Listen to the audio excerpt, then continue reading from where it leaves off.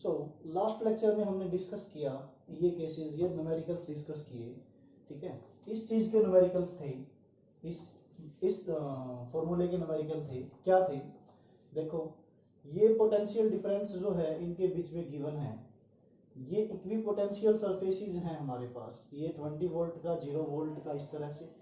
तो यहाँ पे देखो पोटेंशियल डिफरेंस जो है वो 20 वोल्ट का है, यहाँ पे 3 वोल्ट का है, यहाँ पे 2 वोल्ट का है। मींस डेल्टा वी जो है वो क्या है, दोनों में, इन सब में अलग अलग है, बट डेल्टा आर जो है वो सब में क्या है, सेम है। यहाँ से लाइनों से पता लग रहा है कि इनके बीच में डिस्टेंस जो है वो क्या है, सेम है। तो अगर ये चीज सेम है डेल्टा आर, तो सिर्फ किस पे डिपेंड करेगा, इस पे डिपेंड करेगा। तो हमने बोला इलेक्ट्रिक फील्ड की डायरेक्शन में जो है वो पोटेंशियल क्या होता है, डिक्रीज होता है, इसीलिए ये क्या है, नेगेटिव का साइन है। तो इस केस में यहाँ पर अगर ये सेम है तो इलेक्ट्रिक फील्ड जो है इसकी वैल्यू किस पे डिपेंड करेगी, सिर्फ इस पे डिपेंड करेगी, क्योंकि ये क्या है, सेम। तो डिपेंड किस पे करेगा, सिर्फ इस पे डिपेंड करेगा। तो जब डेल्टा वी अलग अलग है, जिसमें डेल्टा वी ज्यादा होगा वहां पे क्या होगा, इलेक्ट्रिक फील्ड क्या होगा, ज्यादा। यहां से आप देख सकते हो।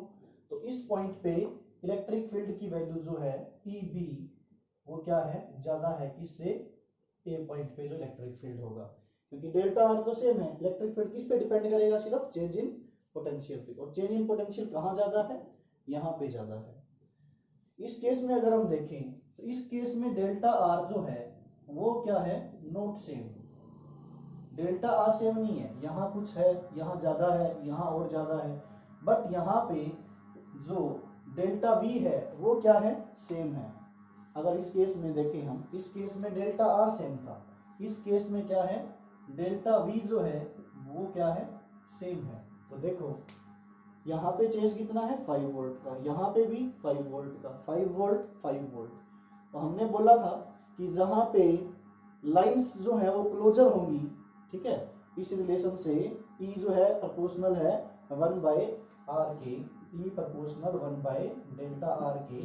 जहाँ पे लाइंस जो है, डिस्टेंस जो है वो कम होगी, जहाँ पे डिस्टेंस कम है वहाँ इलेक्ट्रिक फील्ड क्या होगा, ज्यादा होगा। ये कब होता है, जब डेल्टा वी क्या हो, सेम। अगर इस चीज को हम अनचेंज रखें तो E किसके प्रोपोर्शनल आएगा, इसके केस में। कब आएगा, इफ डेल्टा वी जो है वो क्या हो, सेम। इफ डेल्टा वी जो है वो क्या हो, सेम। तो E सिर्फ किस पे डिपेंड कर रहा है, इस पे डिपेंड कर रहा है। जहां पे ये कम होगा वहां पे ये क्या होगा, ज्यादा। तो इस जगह पे डेल्टा आर कम है तो इलेक्ट्रिक फील्ड जो है ई बी पे वो क्या है, ज्यादा है, किससे, ई ए से। तो आगे हम करते हैं नॉन यूनिफॉर्म इलेक्ट्रिक फील्ड के न्यूमेरिकल्स। अगर हमें इलेक्ट्रिक फील्ड गिवन है नॉन यूनिफॉर्म, तो उस केस में हम कौन सा फॉर्मूला अप्लाई करेंगे। तो इस चीज के बारे में हम पहले डिस्कस कर चुके हैं कि जब कोई भी uniform, non uniform electric field given हो तो हम उसमें कौन सा फॉर्मूला यूज करते हैं। जैसे हमने वर्क डन का फॉर्मूला बोला, work done is equal to F into S, ठीक है। अगर ये फोर्स क्या है, यूनिफॉर्म है, तो हम कौन सा फॉर्मूला यूज करते हैं, ये। अगर नॉन यूनिफॉर्म फोर्स है तो हम कौन सा फॉर्मूला यूज करते हैं, integration of F into D S, ठीक है। ये हम कई बार पहले कर चुके हैं। तो अगर हमें इलेक्ट्रिक फील्ड जो गिवन है वो नॉन यूनिफॉर्म है तो हम कौन सा फॉर्मूला यूज करेंगे।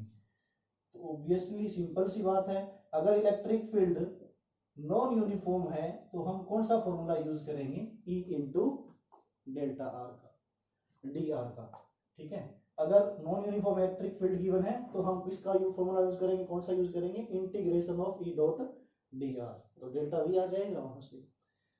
जैसे नॉन यूनिफॉर्म इलेक्ट्रिक फील्ड कैसे है, if electric field is non uniform, तो हम कौन सा फॉर्मूला यूज करते हैं, इंटीग्रेशन वाला, ठीक है।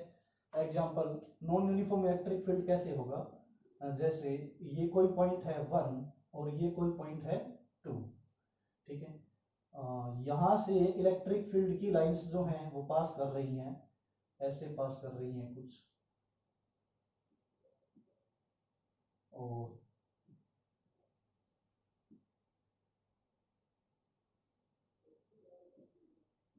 ठीक है। तो जहां पे लाइंस जो हैं वो क्लोजर हैं वहां पे इलेक्ट्रिक फील्ड क्या है, स्ट्रॉन्ग। जहां पे लाइंस क्या है, क्लोजर हैं, तो E जो है वो क्या है, स्ट्रॉन्ग। आपने इलेक्ट्रिक फील्ड की प्रॉपर्टीज की होंगी, इलेक्ट्रिक फील्ड लाइंस की, जहाँ पे लाइंस जो है उनमें क्या है, डिफरेंस ज्यादा है, तो वहां पे इलेक्ट्रिक फील्ड क्या है, वीक होगा। तो 1 और 2 पॉइंट पे क्या है, डिफरेंट इलेक्ट्रिक फील्ड है। तो नॉन यूनिफॉर्म इलेक्ट्रिक फील्ड होगा तो उस केस में हम कौन सा फॉर्मूला यूज करेंगे, ये फॉर्मूला यूज करेंगे। ठीक है। अगर यूनिफॉर्म इलेक्ट्रिक फील्ड है, अगर क्या था, ई जो है वो क्या है, यूनिफॉर्म है, तो हम कौन सा फॉर्मूला यूज करते हैं, ई का फॉर्मूला हम यूज करते हैं delta we by delta R, ये फॉर्मूला यूज करते हैं। ठीक है। अगर नॉन यूनिफॉर्म इलेक्ट्रिक फील्ड है तो हम फॉर्मूला क्या यूज करेंगे, ये फॉर्मूला यूज करेंगे। एग्जांपल कंसीडर करते हैं इसका, नॉन यूनिफॉर्म इलेक्ट्रिक फील्ड का। ठीक है। कोई भी हमें इलेक्ट्रिक फील्ड की वैल्यू जो है वो गिवन है, एग्जांपल 2x स्क्वायर या 2x की क्यूब आई कैप, ये हमें इलेक्ट्रिक फील्ड गिवन है एट origin and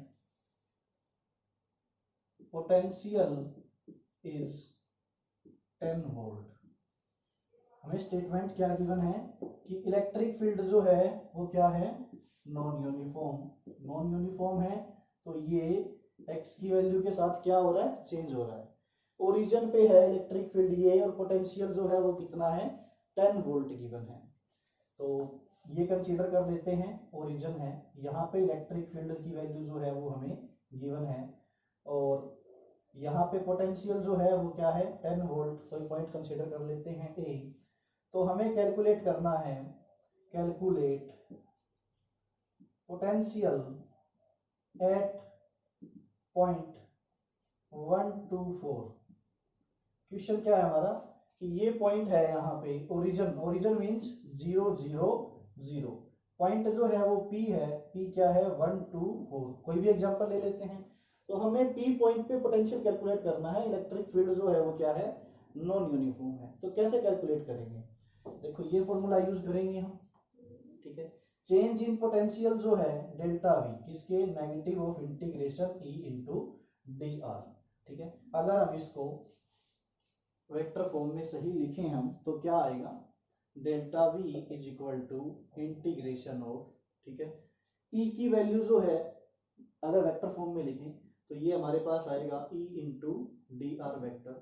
ई की वैल्यू जो है नॉन यूनिफॉर्म है, तो वो एक्स वाई जेड प्लेन में कहीं भी क्या होती है वैल्यू, आपने पहले रीड किया होगा +1 क्लास में, ई एक्स आई कैप प्लस ई वाई जे कैप प्लस ई जेड के कैप। ठीक है। और डी आर वेक्टर जो है वो डिस्प्लेसमेंट वेक्टर होता है, और डी आर वेक्टर की वैल्यू जो है वो क्या होती है, डी एक्स आई कैप प्लस डी वाई जे कैप प्लस डी जेड के कैप। ये वैल्यू रीड होती है, आपको पता है ये वैल्यू। या फिर हम इसको ऐसे लिख सकते हैं, इलेक्ट्रिक फील्ड को, ई को, इस वेक्टर फॉर्म को हम कैसे लिख सकते हैं, E X vector plus E Y vector plus E Z vector into ये क्या है, डी आर की वैल्यू क्या है, D X vector plus D Y vector plus D Z vector. Okay. तो डॉट प्रोडक्ट आपको आती है, आई की मल्टीप्लाई आई के साथ, जे के साथ क्या होगी 0, के साथ 0 होगी। तो हमारे पास जो फॉर्मूला आएगा वो क्या आएगा, हमारे पास formula integration of E X into D X plus E Y into D Y plus E Z into D Z. ठीक है। ये आएगा इंटीग्रेशन का फॉर्मूला। तो इस केस में हम इंटीग्रेशन कर सकते हैं। ठीक है। अगर हम इनको अलग अलग करें तो ऐसे भी लिख सकते हैं, integration of E X into D X plus integration of E Y into D Y plus integration of E Z into D Z. ठीक है। तो ये फॉर्मूला हम कब यूज करते हैं, जब इलेक्ट्रिक फील्ड जो है वो क्या हो, नॉन यूनिफॉर्म हो। ठीक है। इलेक्ट्रिक फील्ड जब नॉन यूनिफॉर्म हो तो यहाँ पे हम ये डेल्टा यूज ना करके क्या यूज करते हैं, कर्ल। ठीक है। डेल्टा यूज ना करके हम क्या यूज कर सकते हैं, कर्ल यूज करते हैं। कर्ल मींस क्या होता है, पार्शियल डेरिवेटिव। जब क्या हो, इलेक्ट्रिक फील्ड नॉन यूनिफॉर्म हो, तो हम क्या यूज कर सकते हैं, ई की value delta V by sorry curl V by curl R. ये किसका साइन है आपका, कर्ल। कर्ल मीन क्या होता है, पार्शियल डिफरेंशिएशन, ठीक है। पार्शियल डिफरेंशिएशन का भी हम एग्जांपल करेंगे। तो फिलहाल ये एग्जांपल है आपके पास। तो आपको ये क्वेश्चन की स्टेटमेंट गिवन है और आपको कैलकुलेट करना है पोटेंशियल एट 1 to 4 पॉइंट पे। तो देखो, अगर हमें ये वैल्यूज गिवन है तो x की वैल्यू 0 से कहाँ चेंज हो रही है, 1। तो हम यहाँ इंटीग्रेशन की लिमिट x की वैल्यू 0 से कहाँ चेंज करेंगे, 1 पे चेंज करेंगे। ओके, नाउ x y की वैल्यू क्या है, 0 से 2 चेंज हो रही है, तो इंटीग्रेशन की लिमिट यहाँ 0 से क्या रखेंगे, 2। और z की लिमिट 0 से 4 है, तो इंटीग्रेशन में यहाँ z की लिमिट जो है वो 0 से क्या रखेंगे, हम यहाँ पे 4 रखेंगे। ओके, तो देखिए आगे न्यूमेरिकल कैसे करते हैं। ये हम डेल्टा v इक्वल टू, ठीक है, हमें a से p पॉइंट पे डेल्टा v कैलकुलेट करना है, तो हम क्या राइट करेंगे डेल्टा v को, vp minus va। Okay, minus integration का साइन, e की वैल्यू क्या है 2x की क्यूब, 2x क्यूब, ठीक है, इंटू dr की वैल्यू क्या है, dr की वैल्यू होती है ये dx dy dz वेक्टर या dx i कैप dy, यहाँ से आप देख सकते हो, ठीक है। तो यहाँ पे आप देखो x का जो कंपोनेंट है वो गिवन है हमें ये, तो यहाँ पे इंटू में क्या आएगा, dx आएगा, ठीक है, प्लस y का कंपोनेंट है ही नहीं यहाँ, तो y का कंपोनेंट है ही नहीं यहाँ, तो डिस्प्लेसमेंट वेक्टर जो है वो y का 0 0, तो इसमें कुछ आएगा ही नहीं। तो हम इसकी इंटीग्रेशन की लिमिट क्या पुट करेंगे यहाँ से यहाँ, अगर ये सिर्फ x है तो x की लिमिट देखो 0 से कहाँ चेंज हो रहा है, 1 पे, तो इसकी लिमिट क्या होगी, 0 से 1 पे चेंज होगी, ठीक है। तो इस केस में देखेंगे अगर हम, तो आंसर आता है माइनस 2x की क्यूब, इंटीग्रेशन क्या होता है इसका, 2 तो इंटीग्रेशन से बाहर आ जाएगा हमारे पास, x की क्यूब का इंटीग्रेशन x की 4/4 और लिमिट 0 से 1, ठीक है। तो क्या आएगा इसका इंटीग्रेशन, -2 इंटू 1/4 माइनस 0/4, 0/4 क्या होता है 0, तो ये क्या आंसर आ जाएगा हमारे पास, -1/2 इंटू -1/2 इंटू यही आएगा -2 इंटू 1/4, तो ये हमारे पास आएगा -0.5। देखो हमारे पास वैल्यू जो है वो किसकी गिवन है, VA की वैल्यू क्या गिवन है, 10 वोल्ट, क्योंकि ओरिजिन पे पोटेंशियल क्या है 10 वोल्ट, यहाँ पे पोटेंशियल क्या है 10 वोल्ट। VP हमें क्या करना है, कैलकुलेट करना है, तो हम यहाँ पे VP माइनस 10 रख देंगे, तो VP की वैल्यू क्या आएगी 10, ये इधर जाके प्लस हो जाएगा, -0.5 क्या आ जाएगा हमारे पास 9.5 वोल्ट। तो VP की वैल्यू क्या आ गई हमारे पास 9.5 वोल्ट आ गई। ओके, तो ये हम ऐसे न्यूमेरिकल करेंगे, और एक सेकंड न्यूमेरिकल और कर लेते हैं हम, ठीक है।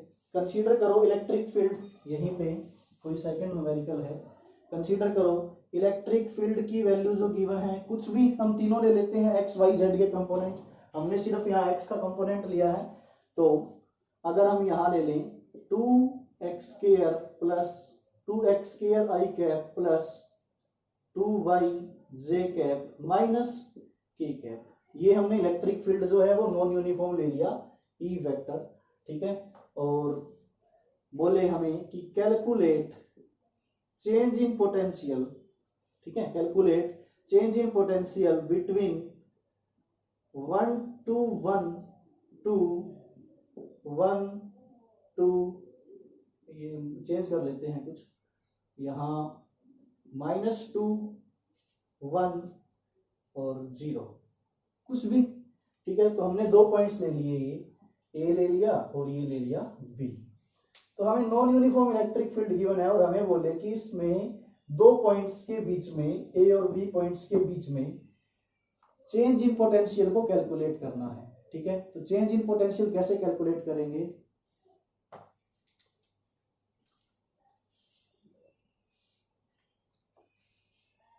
चेंज इन पोटेंशियल कैसे कैलकुलेट करेंगे, इसी फॉर्मूले से जो हमारे पास ये है। तो डेल्टा वी जो है वो क्या आएगा हमारे पास, इंटीग्रेशन ऑफ लिमिट क्या है 1 to 1 से -2 1 0। ओके, तो यहाँ पे 2x square into D x, क्योंकि हमने मल्टीप्लाई कर दी, ये फॉर्मूला अप्लाई कर रहे हैं हम, ये फॉर्मूला यूज कर रहे हैं, प्लस 2y है, plus 2y into D Y, minus यहाँ पे 1 है सिर्फ, तो यहाँ पे माइनस क्या आएगा, माइनस डी जेड।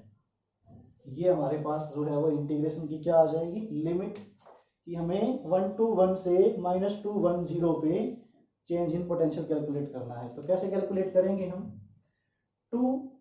देखो इसको अलग अलग भी लिख सकते हैं और एक साथ भी लिख सकते हैं। इसको हम अगर हम डायरेक्ट करें हम इसको, तो देखो दो अलग अलग पार्ट्स में कर लेता हूं मैं इसको दोनों तरीकों से।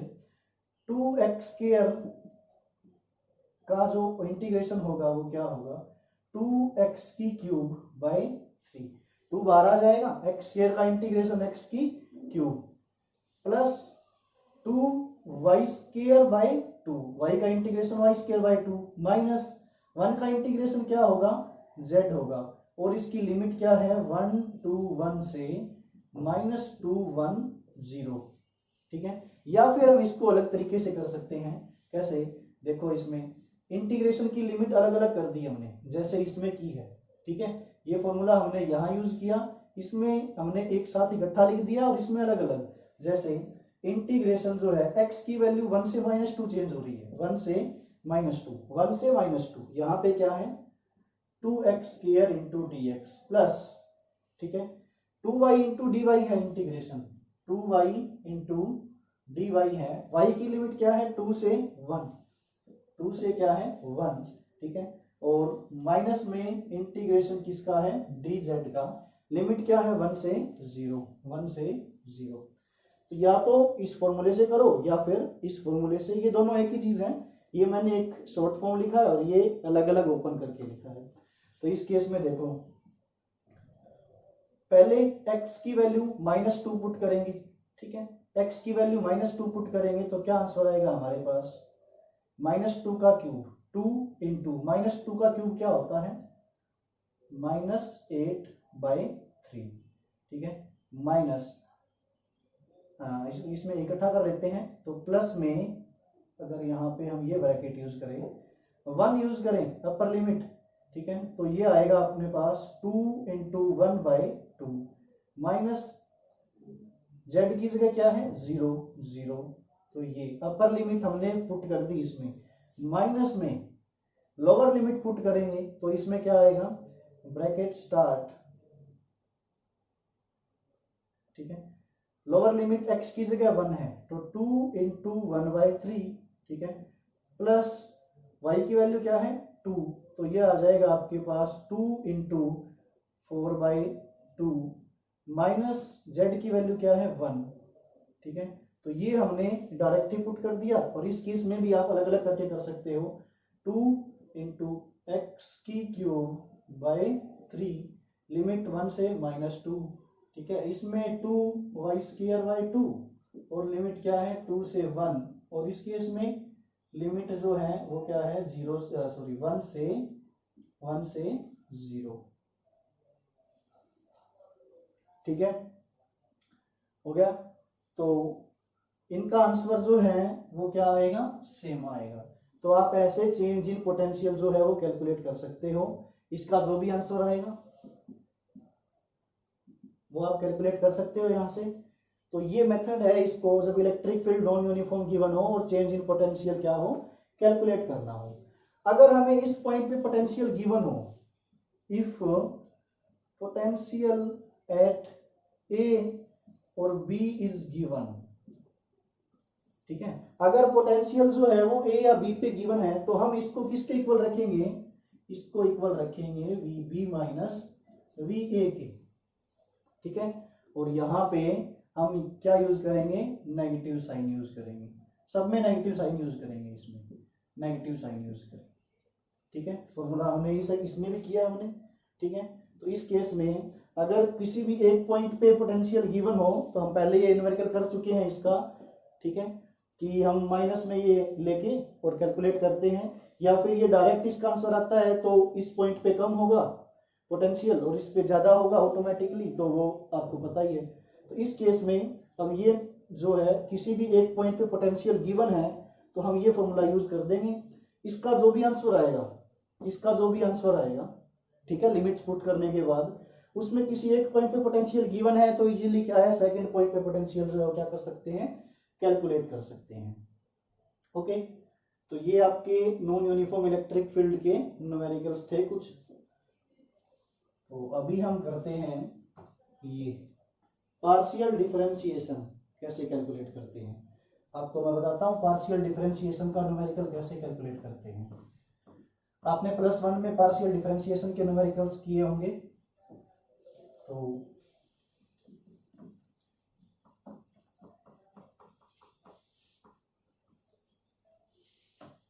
देखो, पार्शियल डिफरेंशिएशन का मतलब है इलेक्ट्रिक फील्ड नॉन यूनिफॉर्म है। नॉन यूनिफॉर्म है इसका मतलब क्या है, हमारे पास इलेक्ट्रिक फील्ड के 3 कंपोनेंट आएंगे, ठीक है, एक्स वाई और जेड में आएंगे।